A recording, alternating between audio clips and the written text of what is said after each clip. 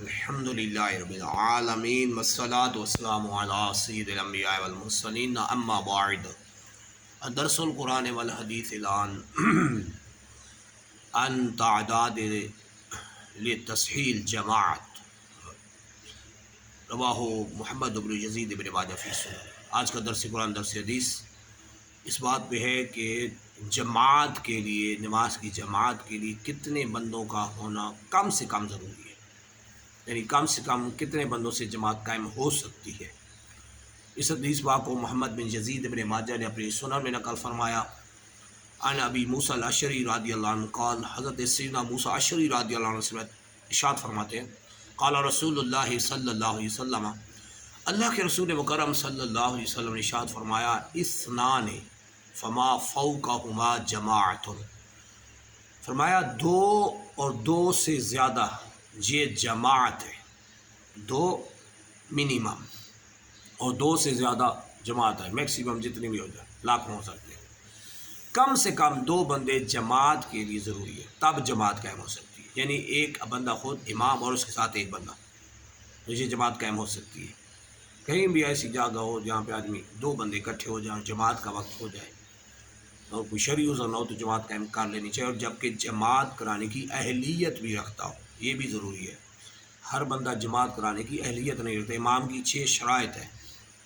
ان میں سے ایک شرط بھی نہیں ہوئی تو جماعت امام نہیں بن سکتا بندہ۔ اس کی سب سے پہلی شرط یہ ہے سنی صحیح العقیدہ ہو، بعد عقیدہ کے پیچھے نماز نہیں ہوتی، اس پر حدیث صحیح موجود ہے۔ دوسری بات جو شرط ہے امام کے لیے وہ ہے کہ وہ نماز کے ضروری احکام سارے جانتا ہو، کہاں نماز ٹوٹتی ہے، کہاں نہیں ٹوٹتی، کہ نماز کی شرائط کیا ہے، فرائض کیا ہے، واجبات کیا ہے، اس کو مکمل ہونا علم ضروری ہے، ورنہ خود نماز توڑے کھڑا ہوگا، پیچھے جماعت کس کی ہوگی، یہ بات۔ تیسری شرط یہ ہے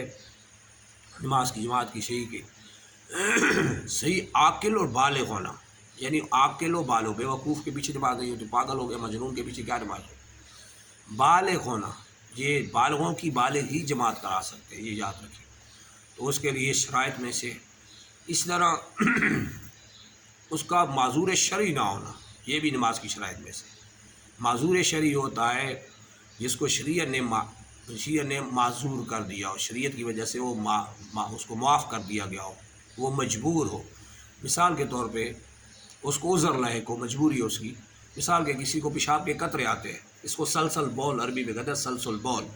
پیشاب کے قطروں کا آتے رہنا، رکنا آنا، اس کے لیے حکم یہ ہے کہ ایک نماز سے دوسری نماز مکمل اس کے لیے وضو شریعت مانتی ہے۔ مثال نے اس نے ظہر کا وضو کیا، عصر تک شریعت اس کا وضو مانتی ہے، اگر کسی اور وجہ سے نہ ٹوٹا ہو، ہوا وغیرہ سے، خون وغیرہ سے، پیشاب پخانہ سے، اس کو پیشاب کے قطرے آتے رہتے ہیں، اس نے وضو کیا، اچھی طرح سے استبراء کیا، استنجا ٹھیک کیا، سنن مطابق جو طریقہ ہوتا ہے، لیکن اس کے باوجود بھی وضو کر گئے، پھر بھی نماز میں کھڑے تو قطرے نہیں رک رہے، گر جاتے ہیں، اس کو سلسل بول کہتے ہیں۔ تو ایسی نماز کا حکم یہ ہے کہ وہ شخص خود نماز پڑھ سکتا ہے، امام نہیں بن سکتا، کیونکہ اس کو بیماری ہے، اور اس کا یہ شریعت وضو مانتی ہے کہ اگلی نماز تک اس کا وضو باقی ہے، زور سے لے کے عصر تک وضو باقی ہے، چاہے پیشاب کے قطرے آتے رہے، شریعت نے آسانی رکھی ہے۔ پھر عصر کا وضو کر لیا تو مغرب تک اس کا شریعت وضو مانتی ہے، گرچہ نماز کے بعد وضو کے قطرے آتے رہے، پوری نماز تک کا وقت پورا گھیر کے اس کا شریعت وضو مانتی ہے، گرچہ قطرے نکل جائے، یہ بیماری ہے۔ اسی طرح ہوا کا نہ رکنا، استولاء کے بطن اس کو کہتے ہیں، استولاء کے بطن، ہوا کھلی رہتی ہے، پیٹ کھلا رہتا ہے، ہوا نہیں رکتی، وضو کر کے بالکل رکتے ہی نہیں، اس کا سلسلہ کو ایسا مجبوری بن گئی، اس کو شرعی معذور کہتے ہیں۔ یہ شخص بھی امام نہیں بن سکتا، جماعت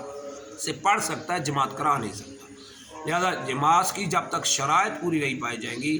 امام بننے کی، وہ بندہ امام بھی نہیں بن سکتا۔ ہاں، تیسری شرط قرات کا درست ہونا، اگر قرات غلط ہے تو امام نہیں بن سکتا، اس کے پیچھے نماز مردود، محض مردود ہے۔